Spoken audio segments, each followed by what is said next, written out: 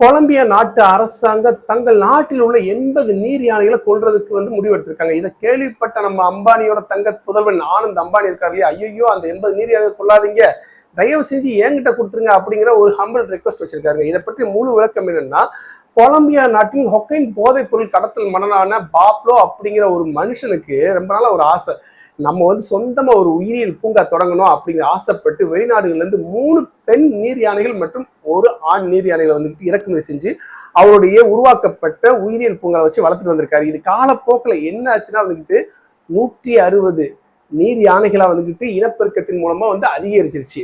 அப்போ கொலம்பியா நாட்டு அரசாங்கம் இந்த 160 நீர் யானைகளால் மக்களுக்கும் சுற்றுப்புற சூழ்நிலைக்கும் மிகப்பெரிய பாதிப்பு ஏற்பட்டிருக்கு, அதனால இதுல ஒரு 80 கொன்றுவோம் அப்படின்னு முடிவு எடுத்த உடனே உலகம் முழுவதும் இருக்கக்கூடிய அந்த விலங்கு நல வாரியம் இருக்காங்களே, விலங்குகளை கொல்லக்கூடாதுன்னு நினைக்கக்கூடிய அந்த மக்கள் இருக்காங்க இல்லையா, மனிதர்கள் இருக்காங்களே, அவங்களாம் ஐயோ 80 நீர் யானைகளை கொல்ல போறாங்களே, யாரும் காப்பாத்துறதுக்காக இல்லையா, ஐயோ ஐயோ குய்யோ முறையன்னு சொல்லி ரொம்பவே தங்களுடைய வருத்தத்தை பதிவு செஞ்ச ஒன்றும் உடனே பார்த்தீங்கன்னா நம்மளுடைய ஆனந்த் அம்பானி இருக்காரு இல்லையா, அம்பானியோட பையன் தங்க புதல்வன் ஆனந்த் அம்பானி அவர்கள் தயவு செஞ்சு அந்த 80 நீர் யானைகள் கொல்லாதீங்க, அதை நான் குஜராத்ல சொந்தமா உயிரியல் பூங்கா வச்சிருக்கேன், அதுல 1,80,000 விலங்குகளை நான் பாதுகாத்துட்டு வரேன், அந்த இடத்துக்கு 80 நீர் யானைகள் நீங்க அனுப்பிச்சு விட்டீங்கன்னா ரொம்ப புண்ணியமா போகும், நான் நல்லபடியா பாத்துக்கிறேன் அப்படிங்கிற ஒரு ஹம்பிள் ரெக்வஸ்ட்டை வச்ச உடனே உலகம் முழுவதும் இருக்கக்கூடிய அந்த விலங்கு நல காப்பகத்துல இருக்கக்கூடிய மக்கள் மனிதர்கள்லாம் எப்பா நீ கடவுளுக்கு மேலப்பா, இத்தனை விலங்குகள் நீ காப்பாத்து, ரொம்ப சந்தோஷம்ப்பா அப்படிங்கிற மாதிரி பாராட்டு மலையை பொழிந்து வர்றாங்க.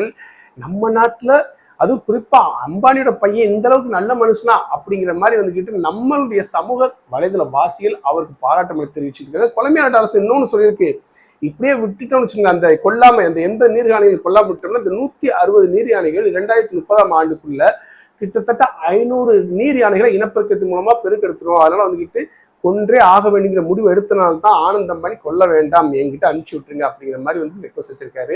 இதை நான் படிச்சவங்க ரொம்ப சந்தோஷமா இருக்கு. நம்ம நாட்டுல ஒரு விஷயம் நடந்திருக்குன்னா அந்த விஷயம் உலகம் முழுசா போய் சேரணும், குறிப்பா நம்மளுடைய மக்கள்கிட்ட போய் சேரணும். முடிஞ்ச அளவுக்கு ஷேர் பண்ணுங்க, ஆனந்த் அம்பானிக்கு ஒரு வாழ்த்தை போடுங்க. இதை பற்றி அடுத்த தகவல் கண்டிப்பா உங்களுக்கு ஷேர் பண்றேன். மீண்டும் ஒரு தகவலுடன்.